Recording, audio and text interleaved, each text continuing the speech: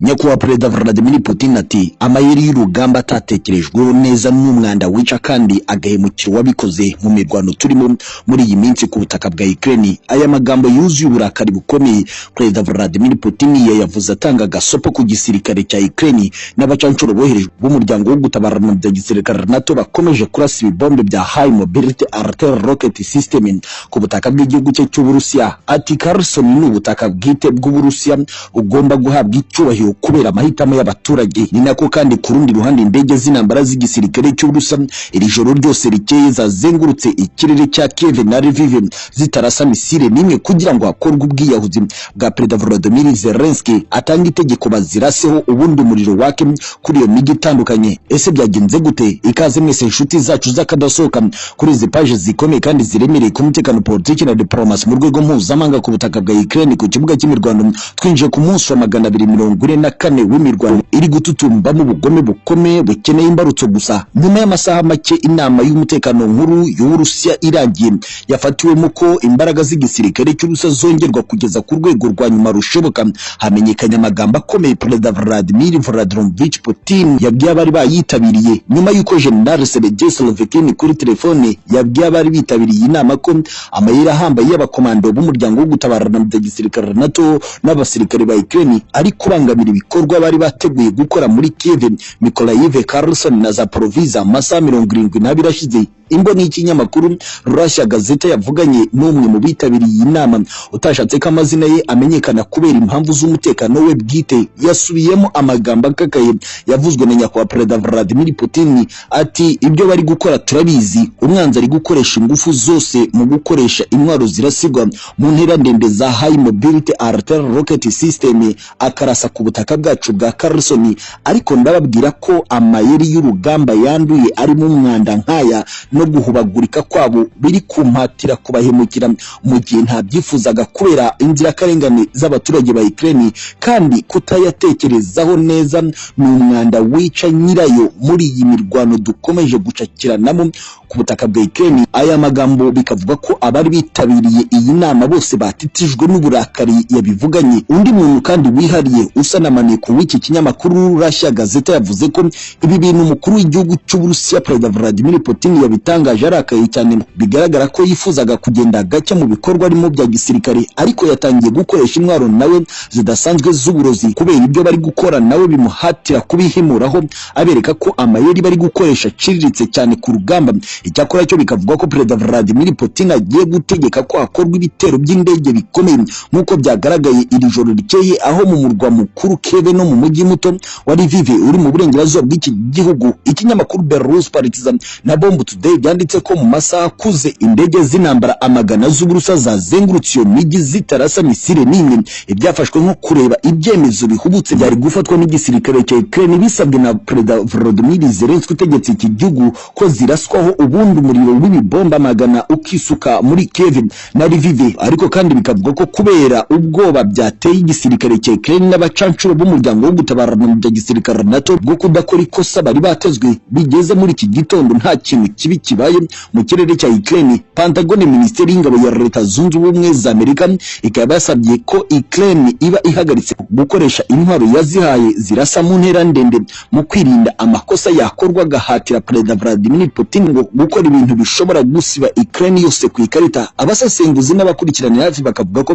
Perezida Vladimir Putin yitwaye neza mu gushaka uburyo bwose yarengera abaturage ba Ukraine, ariko umuryango wo gutabarana bya gisirikare wereje abacancu ndetse n'igisirikare cyose cya Ukraine bo bakaba batabitekerezaho. Ari nabyo Perezida Vladimir Putin yikijeho avuga ko we yashatse kugenda gake mu kurengera uburenganzira bw'inzirakarengane z'abaturage ba Ukraine. Bikavugwa ko ibitero bikomeye by'igisirikare cya NATO n'icya Ukraine nibikomeza Perezida Vladimir Putin biramuhatira gufata ibyemezo byo gusuka mu mabombe amagana ku butaka bwose bwa Ukraine. Twerekeje mu majyepfo ya Ukraine ku cyambu cy'inyanja y'umukara, itsinda ry'abakomando k'umutekano kabuhariwe badasanzwe mu gisirikare cy'Uburusiya ryazingurutse ahabarizwaga umubare munini w'ingabo za Ukraine zakoraga ubutasi ku kumenya neza ku nshuro ya kabiri uko bakwinjirira abasirikare b'Uburusiya barwanira mu mazi, kuko ibisasu birasirwa muri aya mazi magari y'iyi nyanja y'umukara aribyo bikomeje gushegesha igisirikare cya Ukraine gifatanyije n'icy'umuryango wo gutabarana mu bya gisirikare, aribyo bikomeje kubangamira mu buryo bweruye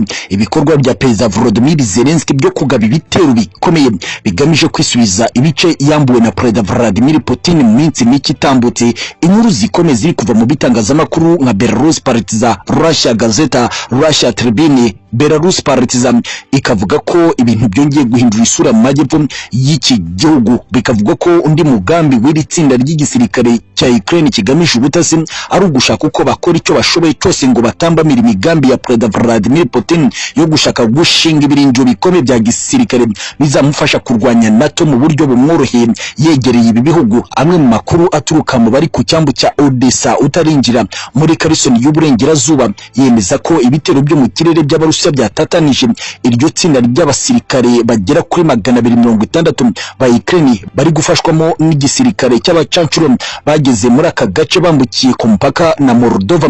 Washington Post kiri gitangazamakuru cyegamiye ku butegetsi bwo mu burengerazuba bw'isi kuri Telegram cyanditse ko hari abakomerekeye muri iyi mirwano yabereye hafi n'inyanja y'umukara ku cyambu cya Odessa, ariko ko byakomeje kugirwa ibanga n'impande zombi zihanganiye muri uru rugamba.